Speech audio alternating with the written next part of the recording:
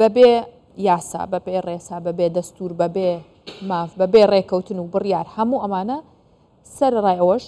عێراق پشتە کاتە هەموو ئەمانە یاخود گۆڕانکاری تیا کات بۆی کە ئاستەنگ و ڕێکگری لەسەر کۆی گشتی ئابووری هەرێمی کوردستان دروست بکە لە گرنگترینیان وە لە دیارترینیان بڕیاری هەناردەکردنی نەوتی هەرێمی کوردستانە کە تا ئێستاش تاکەلایەنە کە ڕێگریە کات لە پرۆسەی دەستپێکردنەوەی هەناردەی نەوتی هەرێمی کوردستان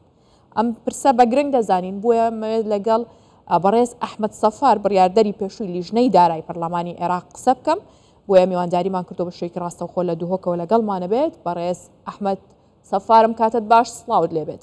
هۆکار چییە بەغدا لە چەندین لای جیاوازەوە با چەندین هۆکاری جیاواز ڕێگری و ئاستەنگ دروست دەکات لە بەردەم ئابووری هەرێمی کوردستانە بەڵێ ئەفدەمێتە باش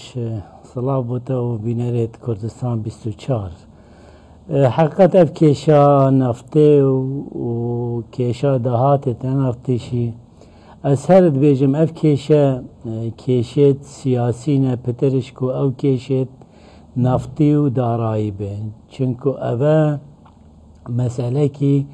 پەیوەندیە هەی سێ وڵاتە بەوەکی جەنابێتە بەحەزکری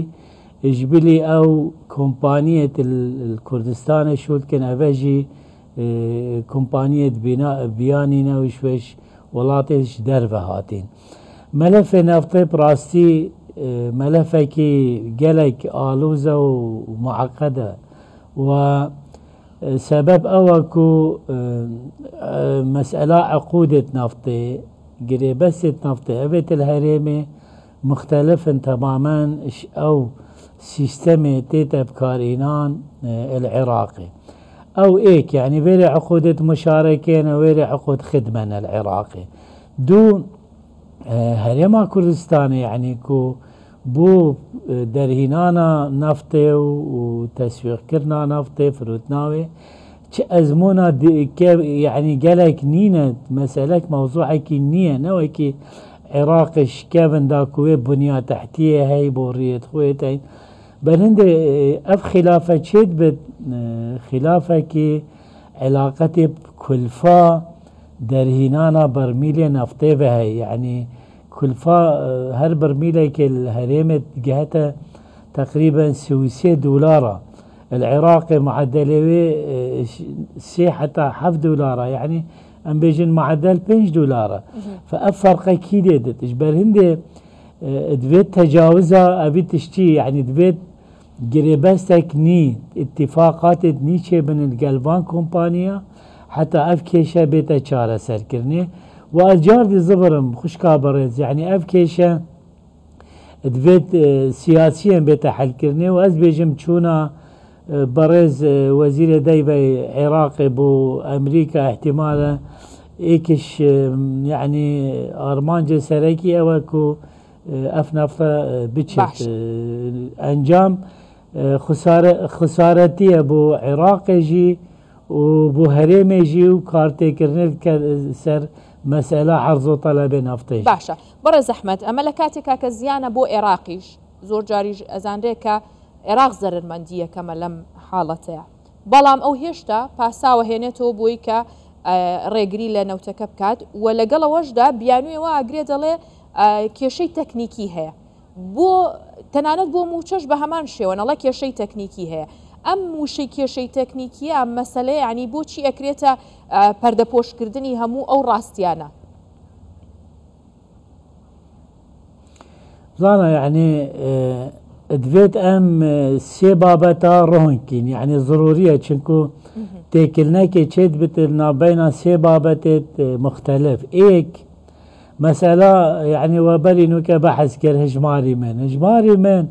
شاشية كي تشد بتلنا بجباكي داخل كي تناقد كو هجماري مسألة فكرنا حسابك نا بانكا نا سيستما مجرد حسابك هر کسی که شد نوکه بچید بخو حسابه کی بانقی وکت الچی بانقا ببید و بنسبت موچه خوری بنسبت کارمندی آزاده بشته هر بانقی که بخو حسابه کی وکت اوی موچه خوی هی دهاته که بویتتش لاینه که ده بشته وی لاینی بومن موچه من دهات من بيخنا سر في حسابه مادام سيستم برو يعني بكنا الكتروني كرن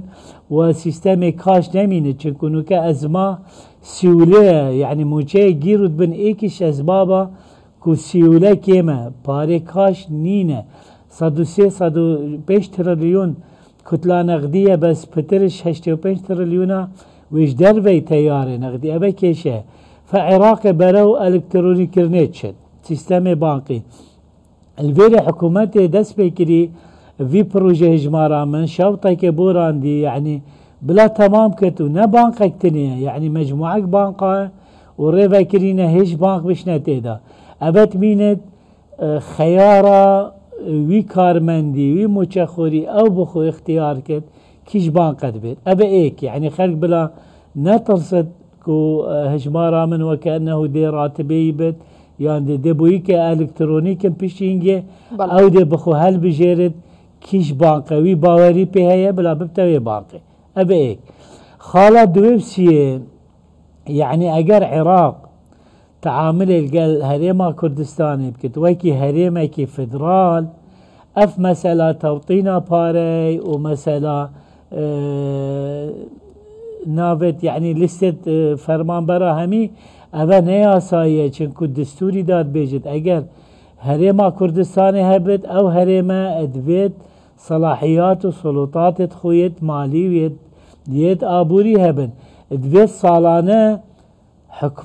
حكمت عراقي الديفوي رجال هاتي دست نشان كرن 12.67 وي كجمه هرمي بنيت هر دولا ايك دويت همي دهات نفطي ونا نفطي بشتا بغدا ديف قانون اداره مالي همي دهات يا نفطي ونا نفطي بشتا بغدا وكي ايراد نهائي بس تمام دم داد بيت بغدا 12.67 صدف بنهرد بو هرمي ده هرم بشت موچو والتزامات ديجي بكت فأبا هر دو طرف بيجيري بينا هاتيا كرني نا دهات نفطي ونا نفطي همي چد بغدا ونا بغدا جي بيجيري كرياكو باشا با ابو جا قشي بوچي در كبت بوچي اوه زحمتت بن وقت امل بغدا خوش كابرز بو جا 2019 ام چند هيبا ام بيبا ماين حتى در يخسن جبجه نهاتا كرني 21 هر وصا یا 23 و 24 و 25 هفته که پیومان البغدا پارلمانی خو پیو خبصاندو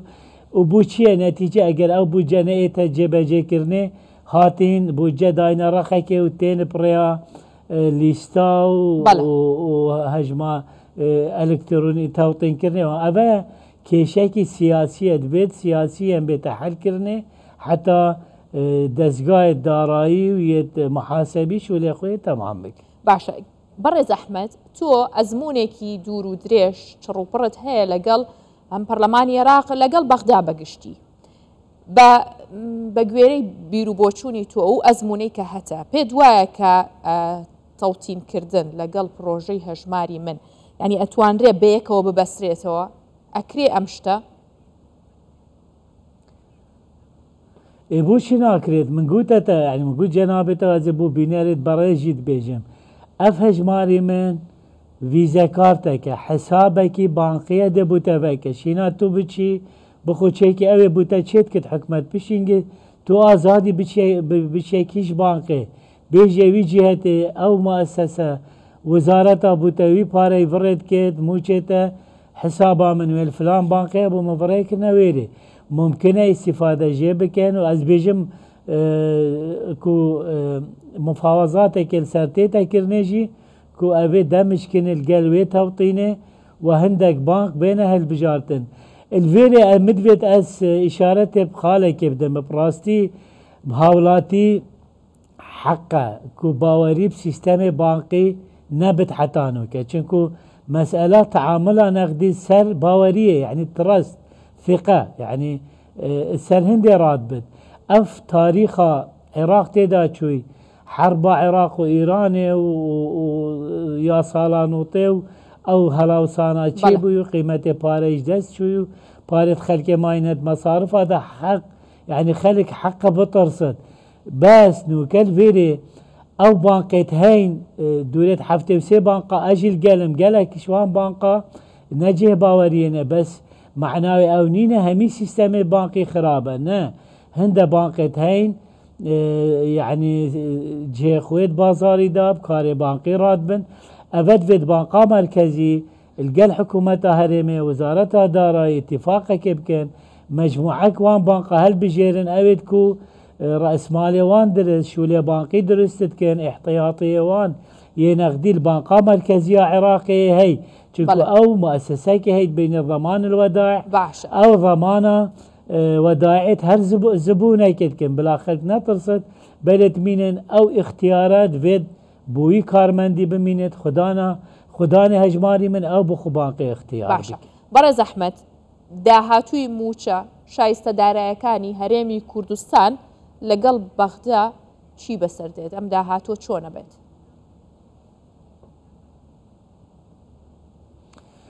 والله ئەمە پرسیارێکی گەلە زەحمەتە نە ئەز نە تو والله حکومەژی نزاندێ چ لێت من گوتەتە دیف وەزعی سیاسی بەگرێدایە باوەرکە ئایندێ ئابووری و داراییە بەغداژیە بەرەو مەجهولت چێت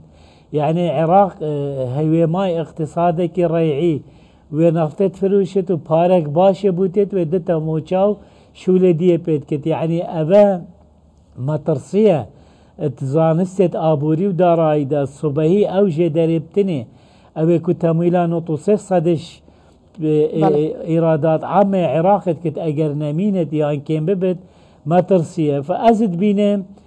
ئەو داهاتی و مستەقبلێوێ دەمینت هوسا چونکو حەتانوکە نیەت پاکیە درست یا سیاسی و ئێگرتن هەردوو لایە چێنە بیە بۆچی چونکو بەغداژی